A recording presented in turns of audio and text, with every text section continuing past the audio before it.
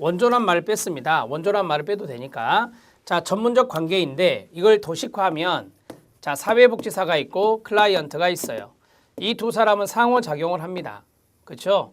자, 상호작용을 하는데 왜 이 두 사람이 상호작용을 하느냐? 클라이언트의 어떤 문제 해결이라든지 목표를 달성하기 위해서 자, 목표를 달성하기 위해서 전문적인 원조 관계를 맺습니다. 전문적인 원조 관계를 맺게 됩니다. 자, 전문적인 원조 관계를 형성하게 되는데 이 형성할 때 필요한 것은 무엇이냐? 1번, 라포가 필요하다라고 하는 거죠. 라포는 긍정적 친화 관계다. 긍정적 신뢰 관계다. 이렇게 정리할 수 있습니다.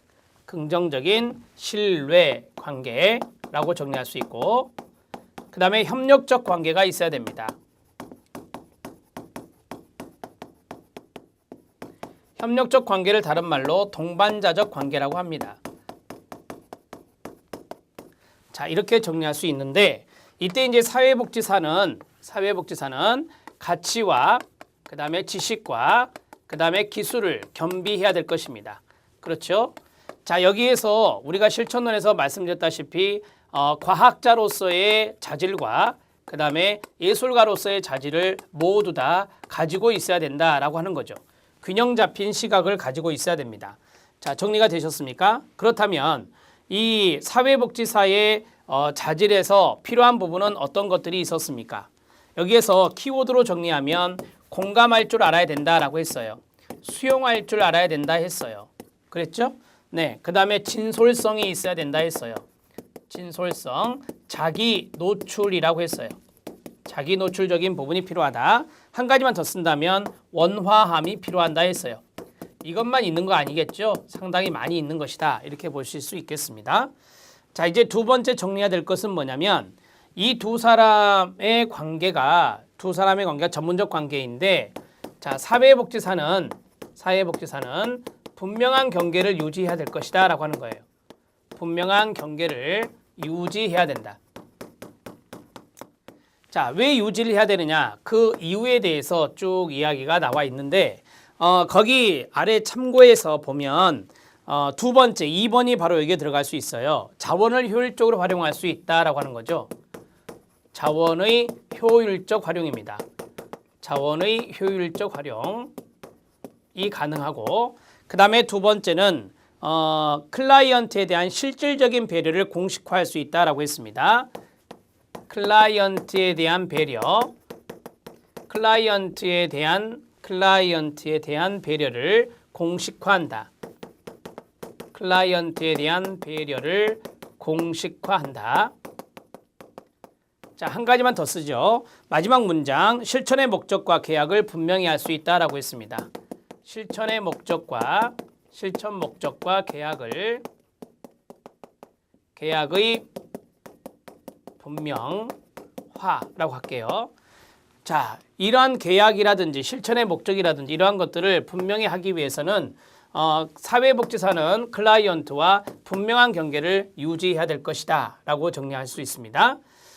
여기까지 정리가 되었는데 워밍업이에요. 중요한 건 아니고 이쪽 앞에 제가 도식화된 이 부분을 잘 알아놓으시면 도움이 될 것 같고요. 자, 이제 사회복지사의 전문적 가치에 대해서 합니다. 우리는 가치와 윤리를 어디서 배웠더라? 네, 실천론에서 배웠습니다. 여기에서 여러분들이 눈여겨보셔야 될 것은 3번 사회복지사의 윤리강령 기능입니다. 사회복지사 윤리강령의 기능 3번 체크해 주시고요. 그 다음에 넘겨보시면 사례 적용이 나와 있죠. 사례 적용, 윤리적 딜레마 상황의 사례가 나와 있습니다. 거기 체크해 주시고요. 맨 아래 보면 사회복지 전문직의 정체성 논란과 변화가 나와 있는데 플렉스너의 이야기가 나와 있죠. 플렉스너가 1915년에 사회복지 실천에는 효과성이 없다, 전문성이 부족하다라고 하는 비판을 했다라고 하는 거죠. 거기에 대한 것들을 이야기하고 있습니다. 그래서 실력 따지기 체크해 주시기 바랍니다. 자, 사회복지사의 전문적 가치에 대해서 말씀을 드리죠.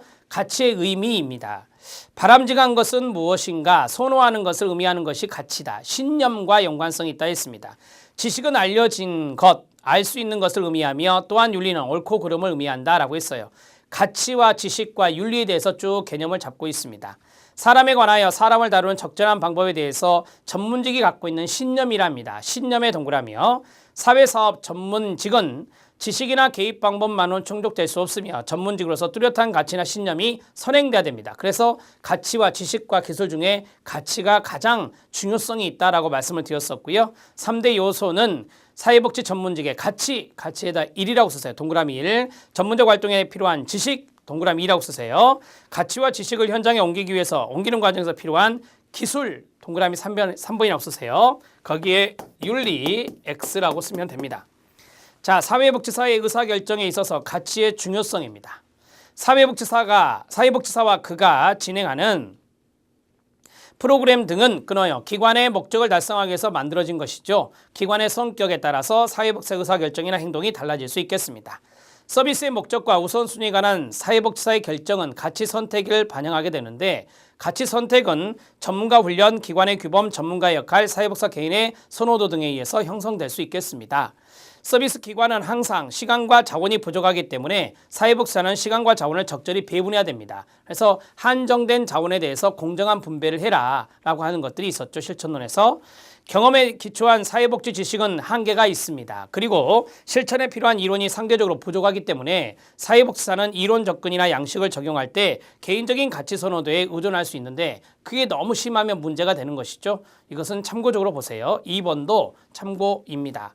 사회복지사는 개인적인 가치도 있어요. 선호도가 있고 그 다음에 전문적인 가치가 있는데 이 두 가지가 충돌하면 전문적인 가치가 우선시돼야 된다는 것을 여러분들은 충분히 알고 계실 겁니다.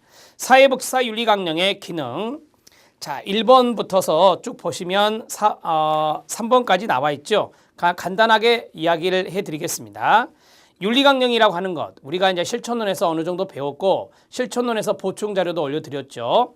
윤리강령은 사회복지사가 스스로 자기를 규제하게 됩니다. 자기 통제라는 말이죠. 함으로써 끊으세요. 사회복지 전문성을 확보하고 외부의 규정으로부터 보호해주며 전문직의 사명이나 방법론과 관련된 규범 수립의 기준을 제시한다. 그래서 사회적인 제재를 가할 수 있습니다. 법적 제재가 아니라 사회적 제재입니다. 윤리강령은 법이 아니라서요. 그 다음에 2번 사회복지 실천 현장에서 윤리적 갈등을 해결하는 지침과 원칙을 제공할 수 있고요. 사회복지사의 자기 규제를 통해서 클라이언트를 보호할 수 있겠습니다. 그리고 각종 소송으로부터 보호받을 수 있어요. 윤리강령대로 실천을 하면 소송으로부터 보호를 받을 수 있는 겁니다. 이러한 것들을 이제 사회복지사 윤리강령의 기능으로 정리를 해주시면 되겠습니다. 해보죠.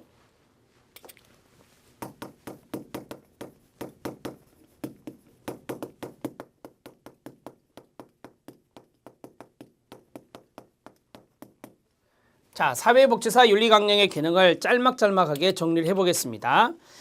첫 번째는 사회복지사의 자기 규제입니다. 사회복지사의 자기 규제입니다. 윤리강령을 통해서 자기 스스로를 규제한다라고 하는 것이고요. 두 번째는 클라이언트를 보호하는 것입니다. 클라이언트를 보호하는 기제가 있다. 기능이 있다라고 정리하시면 되겠죠. 그 다음에 사회복지사의 사회복지의 전문성을 확보할 수 있습니다. 전문가 집단은 윤리강령이 다 있다 했습니다. 그래서 사회복지 전문성을 확보할 수 있다라고 하는 것이죠. 자, 네 번째는 외부 규정으로부터 보호해 준다라고 했어요. 외부 규정으로부터 전문가를 보호할 수 있습니다. 전문가를 보호할 수 있고요. 자, 다섯 번째는 전문직의 사명이라든지 방법론과 관련된 규범 수립의 기준을 제시할 수 있다라고 했습니다. 전문직의 사명이라든지 규범, 기준, 규범 수립의 규범을 규칙이라 할 수 있습니다. 규칙 수립의 기준을 제시할 수 있다. 수립의 기준을 제시한다 라고 정리할 수 있습니다. 자, 그 다음에 여섯 번째, 소송으로부터 전문가를 보호할 수 있습니다. 소송으로부터 전문가를 보호하는 기능이 있습니다. 자, 일곱 번째, 만약에 사회복지사가 윤리강령대로 하지 않는다면 법적 제재를 받을까요?